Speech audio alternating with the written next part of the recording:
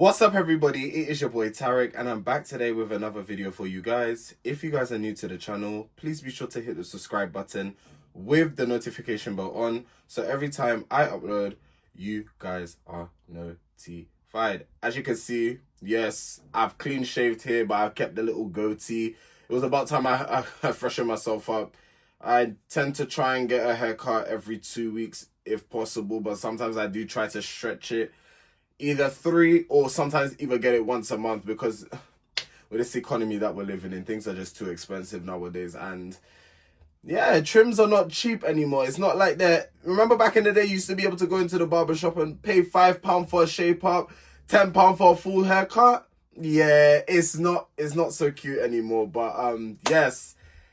I've lost track of what I was saying. Yes, today's episode is getting interesting. Like I said yesterday, the show's starting to get more interesting, and it has me more sat. And even at the end, when it previewed basically the second part of this show, because I feel like this is broken down into 3 parts, because I didn't finish watching last season. I'm not really sure how the format works, but I guess now the pods are over and we're now going to see them going on their trips. I was about to say honeymoons, but they're not married yet. So they're like little trips. And yeah, some drama's gonna take place. So yeah, I'm all here for it. And yeah, I haven't got that many notes today, so the review shouldn't be too long. I was even considering to do this review and episode 7 in like one review, but I was like, you know what? Because this is like the last part of part 1 of like the pods, I'm like, nah, let me just wrap this up and then we can move swiftly on to the second part of the show.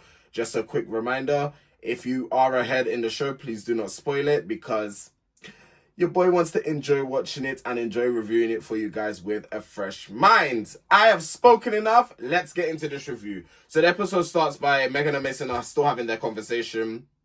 And Meg is clocking Mason. As she said, yesterday I wasn't your number one. And it's true. You were telling Madison that she was your number one.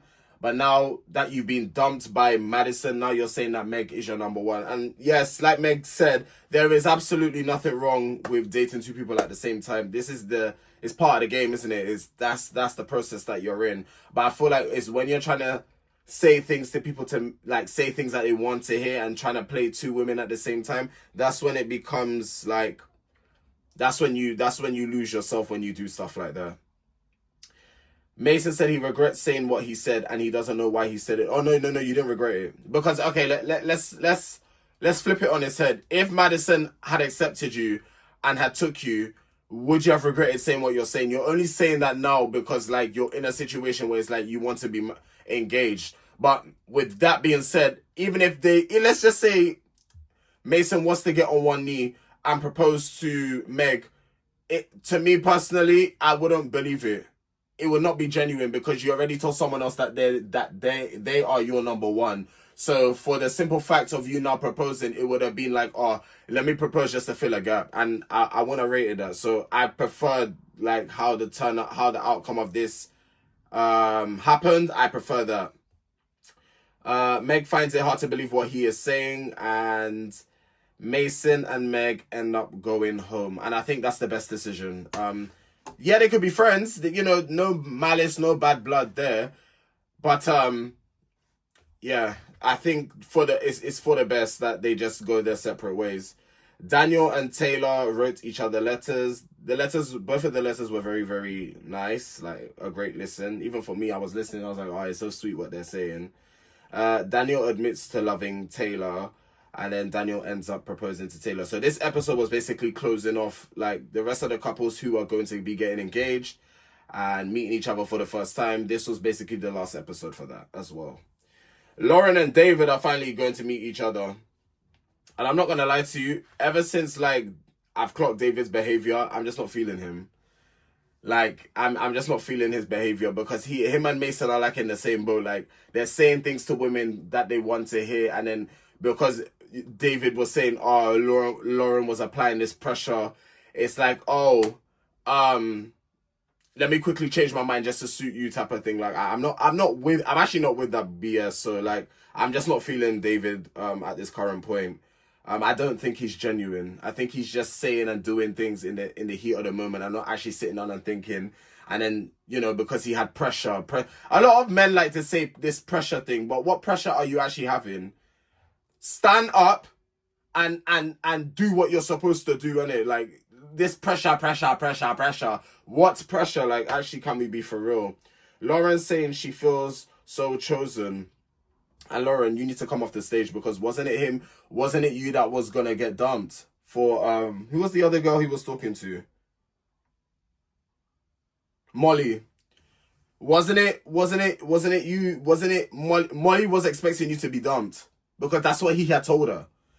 He didn't. It's not how he said it, but bro, that's what he had told her. So for you to feel like you've been chosen, boy, this is gonna be a rocky. I can see them two are gonna be rocky. I can just see it already, because it's not genuine, isn't it?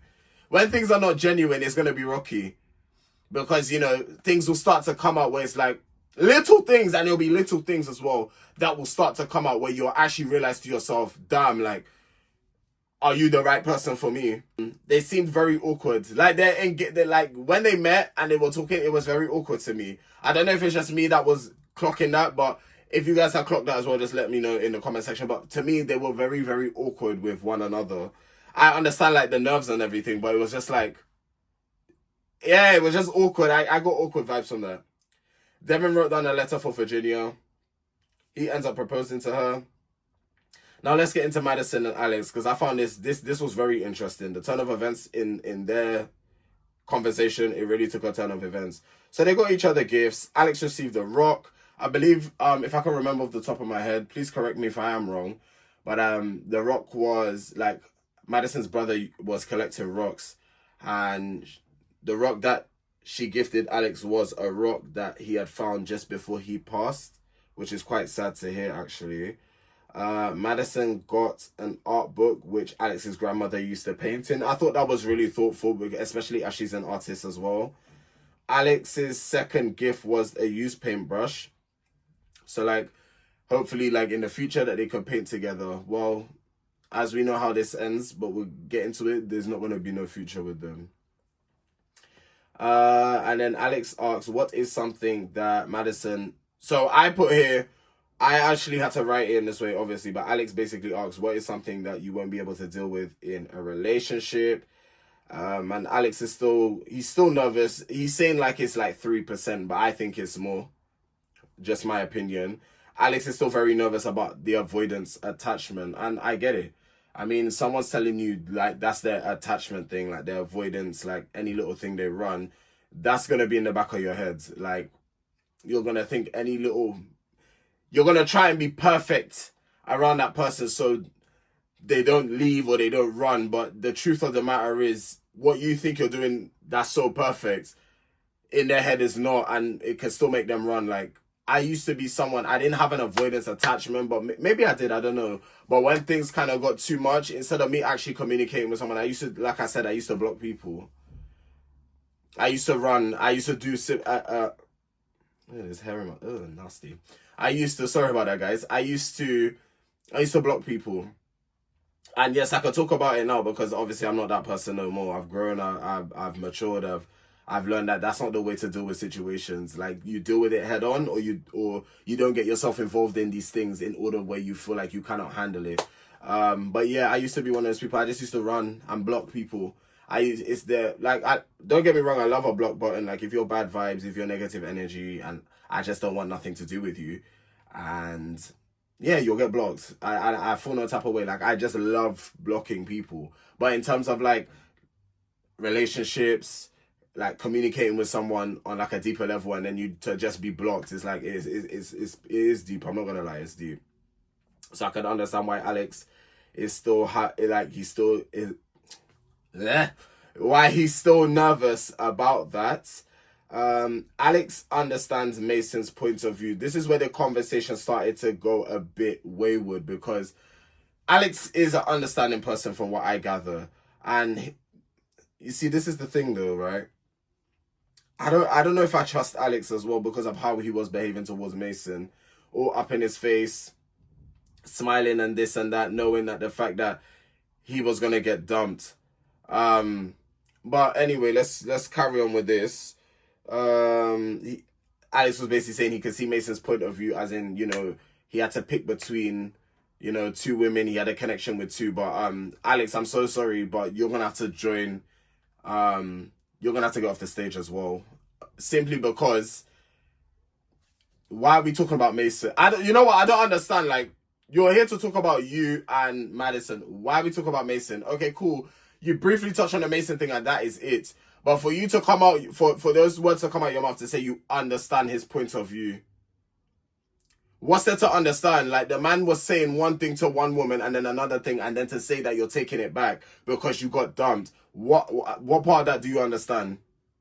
And for that, yeah, you need to get off the stage because you're saying some silliness now.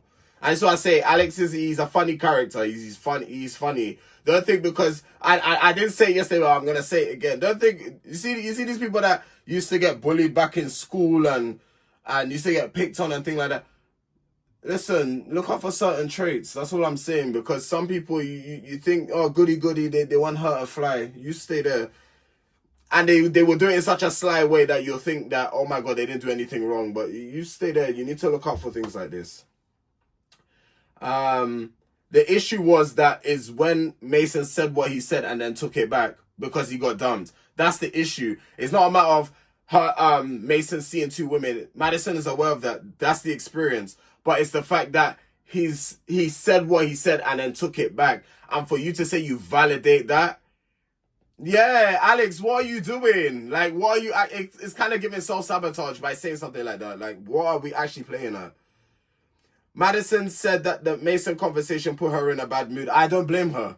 Because how you saying you validate the man's feelings when he hurt me? Like, are you actually being serious right now? And Madison saying it's hard to think about future right now. And yeah, I was like, this conversation is going so left. Because from them being in like a happy place to as soon as they started talking about Mason... and then it took a turn for the worse. Alex is hesitant due to the communication. Again, he's valid for that. Because, again, if you're an avoidance type of person and you don't want to talk about things and you just want to run, and that's how you've been in the past, I'm not trying to hold your past against you, but it's going to be in the back of my mind and it's just going to be something that's I'm going to worry about, especially if I've had to deal with similar situations in the past. I'm really not trying to be dealing with that again. And Alex basically said that they are not they're at a point where they cannot be engaged. Like they're not at that point yet.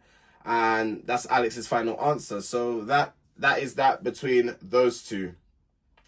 Devin and Virginia will meet each other for the first time. They have very good chemistry. Like those two have very, very good chemistry. It wasn't awkward like David and Lauren's meet. Like they were just the conversation was flowing nicely. And they look beautiful together, by the way. May I say Devin and Virginia look beautiful. I'm a little bit more biased when it comes to black couples because I'm like they look beautiful together. So I do root for them. But from the preview I've seen for like the second part is like I root for them. I root for them. Because I'm not gonna try and let the preview thing me too much. Virginia's dad thinks she's on a spiritual retreat. I think she was the one that's saying that she didn't want her have like people in her business. So Virginia said it will be a surprise to come back to when she goes back home to then let her dad know, oh yeah, by the way, I'm engaged. Like, I thought you was on a spiritual retreat. Now you're telling me you're engaged. Like, it's going to be a shock. And yeah, I put Devin and Virginia do seem pretty good together. Daniel and Taylor will meet for the first time. The height isn't a problem. Like, Taylor was saying in her confessional, like, oh, maybe if he's shorter than me. And I was like, oh, because Daniel he's a short king. So I don't know how she's going to feel about that. But then when I saw... The camera can always make someone look taller, by the way. I just want to point that out. So, like... But when I did watch it, I was like, okay. They more or less are the same height. And that's with Taylor wearing heels. So, I guess it's not that deep. She probably expected Daniel to be a little bit taller. But to be honest, it's cool. Height isn't really a problem. Well, for me personally, I do prefer my man to be taller. Like, that's just me. I prefer it. Doesn't mean it's a deal breaker. Like, it's not like that's all I go for. But like I said already, the whole preference thing is bogus. If you really think about it. It's about who God wants you to be with. If that person is the right person for you, then you'll be with that person. Because then all that type stuff goes out of the window. It goes out of the window. Oh, my type is someone with blonde hair, blue eyes, and 6'5". But if you ask people if they really dated their type, they'll half the population will tell you they haven't even dated their type, which is funny. And I think their connection is quite cute. But then we get to the woman's hotel. And this is where I'm like, ooh, what's tea? This is where Taylor kind of spilt some tea here. So Taylor starts crying. And she said when she saw Daniel, when they met each other for the first time, she said she couldn't help but see that Daniel looked very familiar. So in my head, I'm thinking, where is this going? Like, that's all I was thinking. Where is this going? Has Taylor found out that Daniel has slept with her best friend? I thought it was going to be some juicy ass content, yeah? Don't get me wrong, it's interesting to hear what I'm about to read, but I thought it was going to be some juicy content, right? And she couldn't quite put a finger on it at the start. She then realized that Daniel, a couple months ago, before the show, he actually had requested to follow her on Instagram. And bearing in mind the conversations that they've been having about the spiritual, she's very religious, about Christmas is her favorite time of the year, and all this other stuff that's in her bio, it comes to terms that that's what they've been talking about. And so obviously Daniel, when they spoke, Daniel kind of already clocked on. This is what Taylor is saying. Daniel could have clocked on who she was and how he's known what she's looked like from the beginning. So that's what she believes. She believed that Daniel knew exactly what she looked like. Daniel then comes and joins the conversation and says that he doesn't follow her on Instagram. I don't know if I believe it though, because Daniel did look very shaky when look, body language speaks volumes. I don't care what anyone says. Like, he could say he doesn't follow her, but he looked very nervous when she was mentioning this. And the picture that he described to the picture that she described was very, I don't know, it's like it was very similar. I don't know, it was giving very similar. I don't know, but Daniel was just giving it was like very nervous to me. And Taylor says this is why it scares her, because it's like all these conversations we've been having is basically what's on my bio. So it's like you knew what to kind of talk about, kind of thing. And then guys, that's mad if that's the case. If that is true and Daniel did know her before the show, that is pretty weird and scary. I'll be very real, because it's like you've almost kind of research her profile to know what to bring up and talk about, and that's weird. But that's the end of this review. If you guys have enjoyed, be sure to hit the like button, comment down below what you thought of the episode. Just a gentle reminder, please do not spoil it. And yes, I'm on the road to 10,000 subscribers, and I know with the help of you beautiful people, we can get there. I mean, if we can get there before, even better. This has been your boy Tareq, and I will see you guys for episode 7 tomorrow. Take care.